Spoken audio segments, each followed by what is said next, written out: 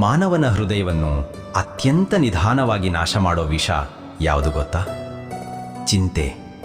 ಕಾಣದ ಗಾಯ, ಮುಗಿಯದ ಅಲೆ, ಮನಸ್ಸು ಕಟ್ಟಿದ ಕಾರಾಗೃಹ. ಇಂದು ನಾನು ನಿನಗೆ ಚಿಂತೆಯ ನಿಜವನ್ನು ಹೇಳ್ತೇನೆ. ನಿನ್ನ ಜೀವನದಲ್ಲಿ ಶಾಂತಿಯ ಬಾಗಿಲು ಮತ್ತೆ ತೆರೆಯುವ ಮಾತುಗಳನ್ನು ಹೇಳ್ತೇನೆ.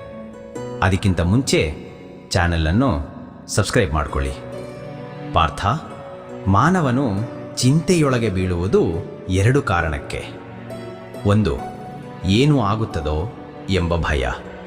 ಎರಡು, ಏನೂ ಆಗಲಿಲ್ಲವೋ ಎಂಬ ಪಶ್ಚಾತ್ತಾಪ. ಆದರೆ ನೀನು ಯೋಚಿಸಿದರೂ ಸಮಯ ಬದಲಾಗುವುದಿಲ್ಲ.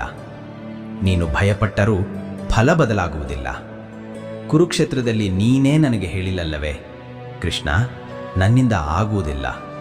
ಆ ಮಾತು ಇಂದಿಗೂ ಎಲ್ಲ ಮನುಷ್ಯರ ಮನಸ್ಸಿನಲ್ಲಿದೆ. ಪಾರ್ಥ, ನಾನು ಗೀತೆಯಲ್ಲಿ ಹೇಳಿದ್ದು ಸರಳ. ಕರ್ಮಣ್ಯೇ ವಾಧಿಕಾರಸ್ತೆ ಮಾ ಫಲೇಶು ಕದಾಚನ. ಅರ್ಥ, ನಿನ್ನ ಕೈಯಲ್ಲಿರುವುದೇ ಕರ್ಮ, ಫಲ ಅದು ನನ್ನ ಕೈಯಲ್ಲಿ. ನೀನು ಫಲವನ್ನು ಹಿಡಿಸಿಕೊಳ್ಳಲು ಯತ್ನಿಸಿದಾಗಲೇ ಚಿಂತೆ ಹುಟ್ಟುತ್ತದೆ. ಏನು ಆಗಬಹುದು, ಏನು ಆಗಬಾರದು, ಏನೋ ಆಗಲೇಬೇಕು, ಇವೆಲ್ಲವನ್ನು ಹಿಡಿದುಕೊಂಡಿರುವಾಗ ಮನಸ್ಸು ಬಲಹೀನವಾಗುತ್ತದೆ. ಪಾರ್ಥ, ನಿನ್ನ ಕೆಲಸ ಮಾಡು, ಫಲದ ಭಾರ ನನ್ನ ಮೇಲೆ ಬಿಡು. ಚಿಂತೆ ಬರುವ ಸಮಸ್ಯೆಗಳನ್ನು ಬೇಗನೆ ಕರೆದುಕೊಂಡು ಬರುತ್ತದೆ. ಬಾರದ ಸಮಸ್ಯೆಗಳನ್ನು ಕಲ್ಪನೆಗೆ ತರುತ್ತದೆ. ಚಿಂತೆ ಎಂದರೆ ನಿನ್ನ ಮನಸ್ಸೇ ನಿನ್ನ ಮೇಲೆ ಯುದ್ಧ ಮಾಡುವುದು.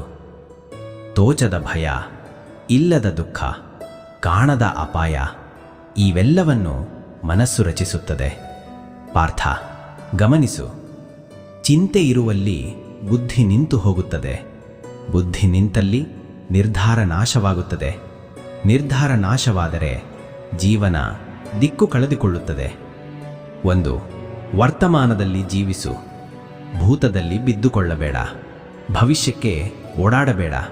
ಈ ಕ್ಷಣವೇ ನಿನ್ನದು. ಎರಡು, ನಂಬಿಕೆ ಬೆಳೆಸು. ನಿನ್ನ ಕೈಗೆ ಬಂದ ಕೆಲಸ ನಿನ್ನ ಸಾಮರ್ಥ್ಯಕ್ಕೆ ಸರಿಯಾದದ್ದು. ನಿನಗೆ ಏನೂ ತಪ್ಪಾಗಿ ಸಿಗುವುದಿಲ್ಲ. ಮೂರು, ತಮ್ಮ ಮನಸ್ಸನ್ನು ಬೇರೆ ಕಡೆ ತಿರುಗಿಸು. ಮನಸ್ಸು ಚಿಂತೆಯ ಕಡೆ ಓಡಿದರೆ ಅದನ್ನು ಕೆಲಸಕ್ಕೆ, ಪ್ರಾರ್ಥನೆಗೆ, ಪ್ರಯತ್ನಕ್ಕೆ ತಿರುಗಿಸು. ಮನಸ್ಸನ್ನು ನೀನೇ ತರಬೇತಿ ಮಾಡಬೇಕು. ನಾಲ್ಕು, ನಿನ್ನ ಕರ್ಮವನ್ನು ಬಲವಾಗಿ ಮಾಡು. ಚಿಂತೆ ಬಲವಿಲ್ಲದವರಿಗೆ ಕರ್ಮ ಬಲವಿರುವವರಿಗೆ. ಪಾರ್ಥ, ಜೀವನದಲ್ಲಿ ಏನು ಕಳೆದುಕೊಂಡರೂ ಮನಸ್ಸಿನ ಶಾಂತಿ ಕಳಕೊಳ್ಳಬೇಡ. ನೀನು ಚಿಂತೆಯನ್ನೇಕೆ ಬಳಸುವ ಆ ಶಕ್ತಿಯನ್ನು ಒಂದು ಹೆಜ್ಜೆ ಮುಂದಕ್ಕೆ ನಡೆಯಲು ಬಳಸಿದರೆ ನಿನ್ನ ಜೀವನ ಬದಲಾಗುತ್ತದೆ.